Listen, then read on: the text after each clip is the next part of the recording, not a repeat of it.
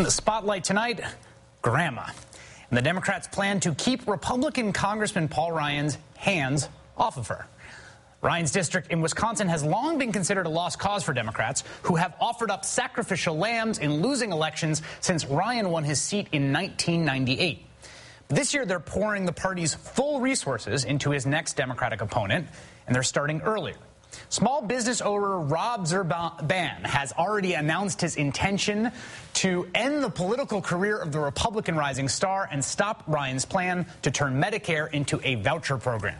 Zurban has launched a website asking supporters to sign a petition telling Paul Ryan to, quote, take his hands off our grandmas, saying, after taking contributions from healthcare lobbyists, Paul Ryan now wants to empower insurance companies instead of our seniors.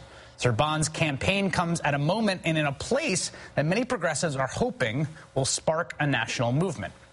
Wisconsin protests against Governor Scott Walker's plan to eliminate collective bargaining for public employees have turned into recall efforts against Republican state lawmakers.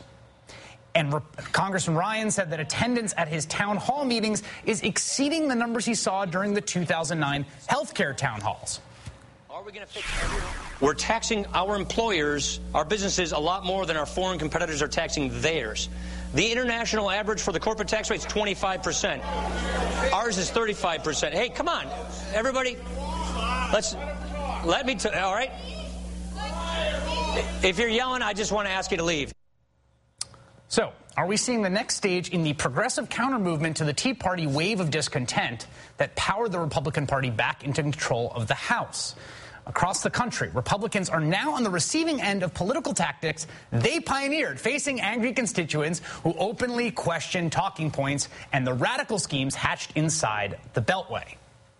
Joining me now is Rob Zurban, Democratic candidate for Republican Congressman Paul Ryan's seat in Wisconsin, making his, I believe, national television debut. Thank you so much. Rob, I really appreciate it. And thank you for having me. First, can you tell me a bit about your district? I was looking at the numbers of it, and I was kind of surprised today. It's the first district, and Ryan's won quite easily, and I think it's considered a safe seat. But if I'm not mistaken, Obama won in 2008. Isn't that right? That's correct. Yeah, he won. The district goes from the west part is where Janesville all the way east to Kenosha and contains Racine as well. And what's motivated you to think that you have a shot after trouncing after trouncing after trouncing against Democratic opponents in Ryan's career in Congress? Well, we've seen Paul Ryan represent special interests, gas and oil companies, insurance companies, and I think it's time that we have some real representation for the actual constituents of the 1st Congressional District as opposed to special interests. And the budget, the Ryan budget is actually just the icing on the cake as far as the amount of voter discontent in the 1st Congressional District. Are you surprised by what you're seeing in terms of people showing up at these town halls, angry about the plan to end Medicare that Ryan has spearheaded? Is this coming as a surprise to you, or had you sort of sensed that there was this sort of discontent already in the district? I'm not surprised by it. The proposal is so unpopular. Taxing or reducing the taxes on the wealthiest and then balancing the budget on the backs of those who will need Medicare is just a wrong proposal, and I'm not at all surprised by the reaction.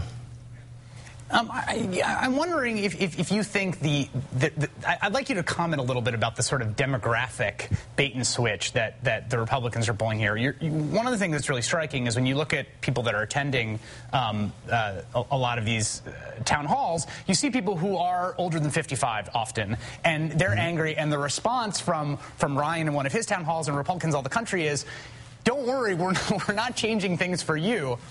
And I wonder what you make of that argument, A, what it says about that plan, and B, whether it's resonating. Well, I don't think it is resonating. I think you're seeing seniors who are actually on Medicare, and you're seeing people who would eventually be taking advantage of this program, and they're all speaking out against it. In fact, I was just out in Janesville yesterday meeting with a constituent, and this is Paul Ryan's hometown. And this gentleman told me how he has actually voted for Paul Ryan in every election, but this time he just can't do it. And he's hearing this from his friends. They just have a feeling that Paul Ryan's gotten so out of touch with the Wisconsin voters and what's important to them that they just can't support him anymore.